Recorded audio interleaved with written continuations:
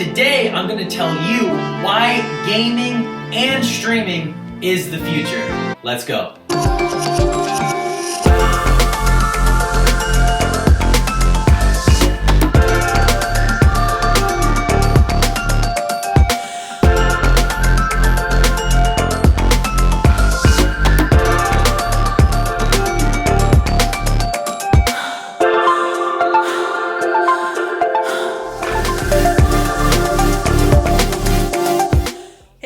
Welcome back to Millennial TV. My name is Xander, and this is my channel where I talk to you, hopefully a millennial, about modern topics and trends impacting millennials. A lot of the time, it's just my opinion on stuff going on, but that's okay. Today, I'm going to tell you something you probably didn't realize. You may or may not have noticed in the last couple years when you bought a new TV, or it's a smart internet-connected TV or an Apple TV, but you are most likely like $25 away, which is a gaming controller, away from gaming online. And so I think when people hear gaming, they think Call of Duty, NBA, Fortnite, all these, big console games, when in all reality, someone playing Brick Breaker back on their BlackBerry back in the day, man, that's aging me, making me sound like a boomer millennial on my BlackBerry. No, but seriously, guys, if you played Candy Crush, if you play any game on your smartphone, that's technically gaming. So now we've covered gaming. What about streaming? Streaming myself online. I'm not going to stream myself. If you have a smartphone that's been made in the last 5 years, you're probably one Twitch app download away from being able to live stream yourself or YouTube, pick a platform, anywhere you want, okay? So with a $25 controller, your smart TV, which probably has some Android or an Apple TV game access to, or your own console game that you already have, and an app download, you could be streaming video games today. Well, let's go to the next question. Why would I or anyone want to broadcast themselves online playing a video game? I've got 3 reasons. Let's get into them. Number 1 is one word: community. Community, guys. The coronavirus pandemic, stay-at-home order has impacted us all in a totally different way. It has allotted us time to learn about ourselves, learn about our hobbies, what makes us tick, and really just have a break from society. And, some people have used that to their fullest abilities, and others not so much. I think everybody knows they've probably been drinking a little bit more. Hell yes. I'll admit I have. Curious in the comments below. But anyways, guys, it turns out, despite how much of a loner you are or an antisocial person you are, people still like people who are like themselves. And that is how humans are wired. If you look up any sales book, you'll usually find a chapter on building rapport, which means getting the other person to see you as similar to themselves.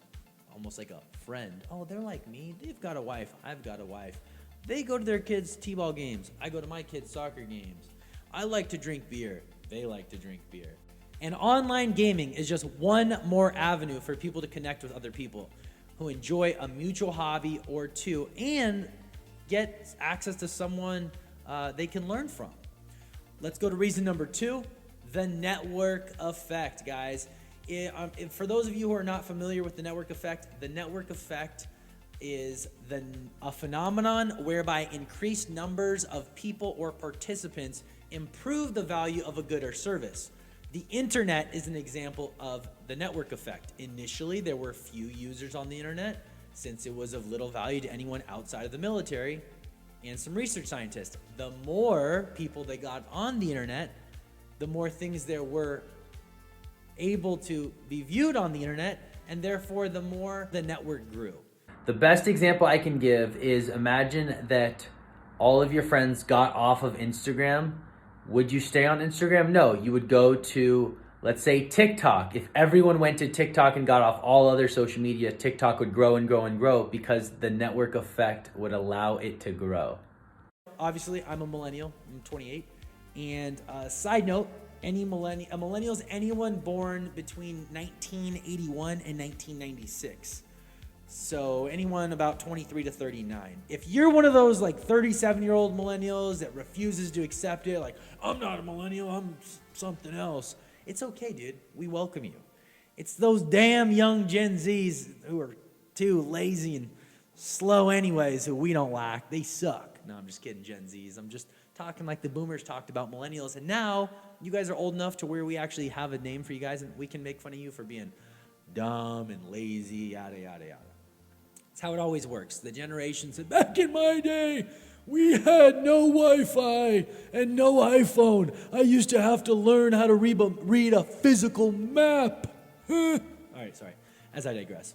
So previously, before Gen Z, millennials always enjoyed video games, but we didn't have the internet or anywhere near the current online capabilities that you Gen Zers grew up with. Side note, Wi-Fi wasn't invented until 1997, which means people were just starting to use wireless internet in the early 2000s. So here's a graphic right here. Actually, I want you to check out the average internet speed in 2003. And if you look at that, the average internet speed in 2003 was under 1 megabyte a second. If you scroll it out, check it out right here. It obviously continues to grow. And the big thing I want you to check out is the bump from 2006 to 2008. The internet speed basically grew 5 times, and that's also when Wi-Fi kind of became a universal standard, it felt like.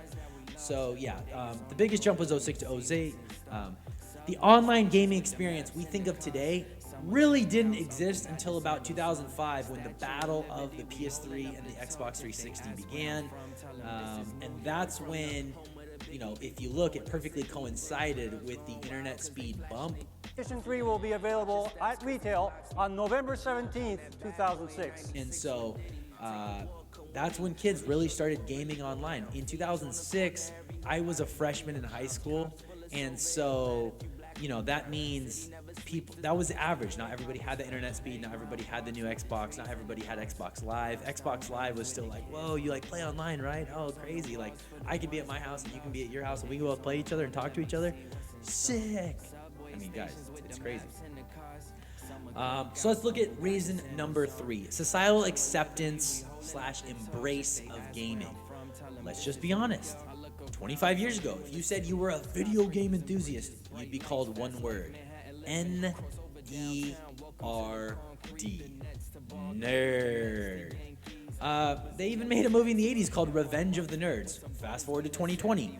The NBA and the Phoenix Suns this season, a little homer bias, added a virtual season where their team's rep could play out their season in real life online.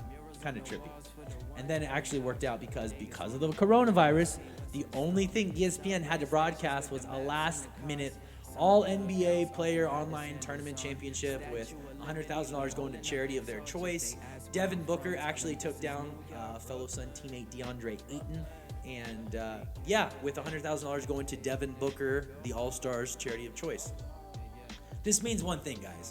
When professional athletes are gaming online, when the professional sports networks are broadcasting their gaming session online, it means one thing. Gaming is officially cool. Gaming is in, yes, I'll repeat that. Gaming is now cool and accepted in society. And you know what's cool about video games? The ability to be whatever and whomever you want. For us former athletes, it allows us the opportunity to still enjoy the games we fell in love with as children. Madden, huge Madden player, played quarterback, and now I get to micromanage everybody on the field. Awesome, and not get hit. So anyways, guys, that leads me to my closing. Thank you for taking a minute to check out my video. If you like this video, hit like, hit subscribe, leave a comment. What do you guys think? Are you gaming more? Are you not? And this leads me into my segue. I will be starting a Twitch gaming channel on Twitch and maybe also Mixer, and I'm going to start to post some videos related to gaming and tech and how to stream and your setup. So I really appreciate you checking out my video.